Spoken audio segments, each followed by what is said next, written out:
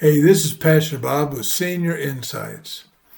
This is something that almost all of us know just a little bit about. We either know somebody who needs an assistant, needs help to live through the average day at home, or we know somebody who's being a caretaker for that kind of person. Probably most of us, if we had a choice, would want to remain in our own home and not have to move to an assisted care facility or maybe a nursing home. That most likely would require a full or part-time caretaker. Let's talk about caretakers today on Senior Insights.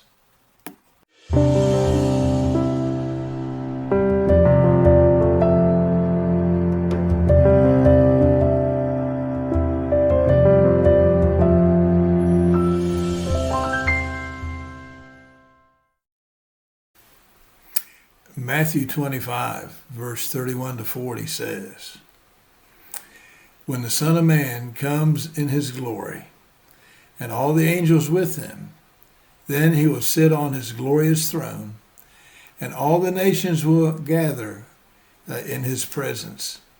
And he will separate the people like a shepherd separates the sheep from the goats. And he'll place the sheep on his right hand and the goats on his left. Then the king will say to those on his right, 'Oh, come, you who are blessed by my Father, and inherit the kingdom prepared for you from the creation of the world. For I was hungry, and you fed me. I was thirsty, and you gave me drink. I was a stranger, and you invited me into your home. I was naked, and you gave me clothing. I was sick, and you cared for me. I was in prison, and you visited me.' Then these righteous ones would reply, 'Lord, when did we ever see you hungry and feed you, or thirsty and give you something to drink, or a stranger and show you hospitality, or naked and give you something to wear? When did we ever see you sick or in prison to visit you?' And the king will say, 'I tell you the truth. When you did it to the least of these, my brothers and sisters, you were doing it to me.'" Have you noticed that as we get older, these old bodies are not getting better and better? I often tell friends that I thought only old people had problems like mine. Can it be that I am one? Well, I suppose it may be true. Maybe I am getting older. I even did a video not too long ago on taking caution about potential falls in the house or somewhere else, causing us injuries.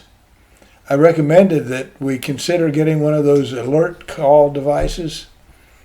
I confess I suggested to you to do that, but I've kind of been putting it off myself, thinking, well, I'll get around to it. But a few nights ago, after it was dark, I stepped on one of Ellie Hope's, the marvelous golden retrievers, toys on the stairs. I was saved from falling by some overworked angel assigned to watch over me. But I felt guilty about the what if I had fallen. So I have since bought a device to call for help, knowing that if I needed such a thing, needing it is not the same as doing it. But I was quickly reminded that things in our lives can change just instantly, quickly. An injury or illness can alter our living situation quickly. We could be in a position of requiring someone to assist us as a caretaker. And if you're not already in that situation, we need to think about how difficult it must be for us and for the caretaker. They might even be a beloved family member or a friend or a church volunteer or a hired trained professional. We might only be able to imagine, unless we're already there, the stress on us, ourselves, and on the caretaker themselves. It can be a very difficult job to assist somebody getting in and out of bed or a chair. Many of these dear caretakers that I've known in the past have worked alongside them and been blessed to work with them. But a lot of them have ended up with some back problems of their own. It's a physically hard job. And I can imagine that tension forms between the patient and the caretaker, like, quit pulling on my arm or whatever it might be. I know a lady that I've known for the years while serving the Lord in pastoral care tells me that she's constantly looking for signs that her caretaker might be struggling with stress or upset or having a bad day or whatever. Both the patient and the caretaker are dealing with stress that could easily bring unintentional conflict between them. Acknowledging that this stress and talking about it openly is a good place to start in keeping the relationship in a healthy situation. Both probably would understand the struggle to keep from saying or doing something just even out of frustration. We need to ask questions, encourage candid conversation, maybe be open with what you're thinking or feeling, and that keeps the relationship working smoothly. Both of them, the caretaker and the patient, need to communicate with each other. According to Cleveland Clinic, a caretaker burnout often presents itself in the following ways, and I have them here on this card. It says it often results in withdrawal from friends, family, or other loved ones because they're just so down. Loss of interest in previously enjoyed activities. Maybe feeling blue or irritable or hopeless or helpless. Maybe they have changes in appetite or weight or both. Changes in sleeping patterns. Maybe they get sick more often or even have aggressive thoughts and feelings that they've never really had before. Emotional or physical exhaustion, it says. These are things that are possible that would come upon somebody doing this kind of a job. What does it take to avoid these burnout signs? Again, communicate how you're feeling so the patient can maybe call on other people to come help, give you a break, give the caretaker a break. And they can call them when it's needed. Maybe it's a sign that both of you need a break in the assistance plan. The patient might be able to call somebody else to fill in for a little bit, to give you a break, give both of you a break. Maybe they have friends or family or somebody in their faith community that can step in if or when the primary support system just needs to take a pause and get away from each other for just a little bit. As long as both the patient and the caretaker realize that they need to have some time during the day to do things they enjoy, maybe even working together, they can just kind of take a break in the day and the stress will be less. Even just talking about it and sharing how they feel. Or talking about each other's interest and change the conversation from what's really going on as you give care or the patient gets care. Maybe that could relieve the stress and the tension.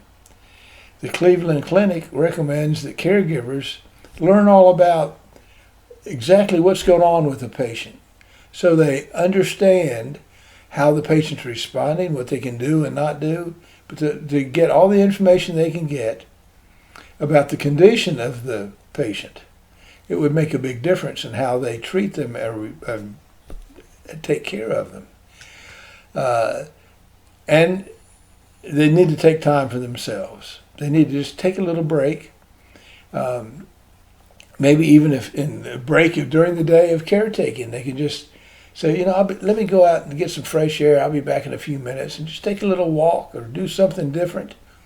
Maybe go out on the front porch and have a conversation on the phone with a friend or Or just take a brief time apart, and maybe that would be a big help.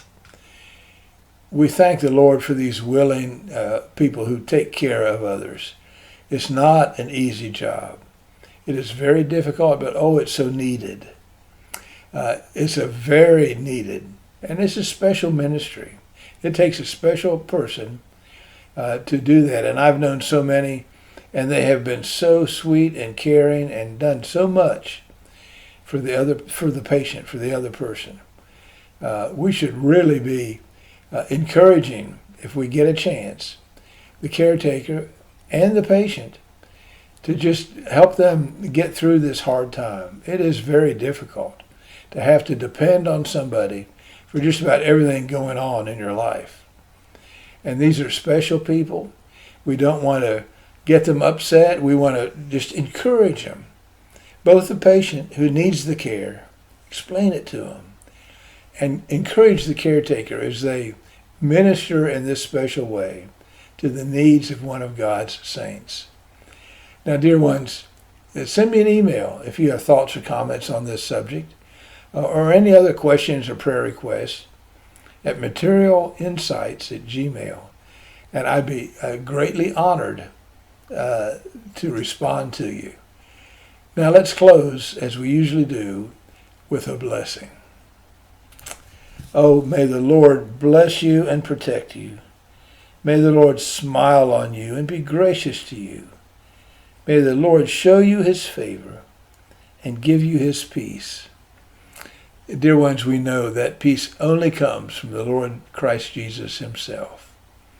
Oh, I pray and hope that if you're in a position of giving care or getting care, that there's no stress. Work it out. And now, dear ones, until next Thursday, this is Pastor Bob, and I hope you have a very good and blessed week.